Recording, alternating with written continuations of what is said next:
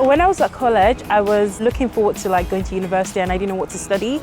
But then I came across operating department practice and University of Portsmouth was one of the universities doing it. The one thing that attracted me to the course was the fact that we have the simulation center, which is where the human patient simulation is. So it kind of attributes what a normal patient would do. So it's not like when you're going into the work first, you're ready to actually receive the patient and you know what to do during that time.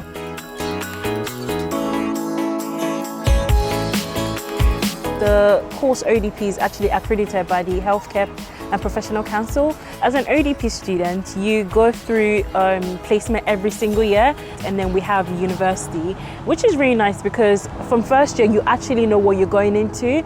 You get to go through anesthetics, surgery and recovery, and also the placement lasts for 6 weeks. Those memories are actually some of the reasons why I enjoy the course.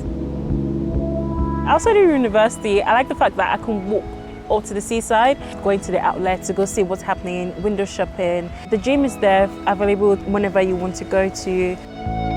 If you're coming to study ODP at the University of Portsmouth, it's the best thing you can do. Just trust me, it's the best one you can ever come to.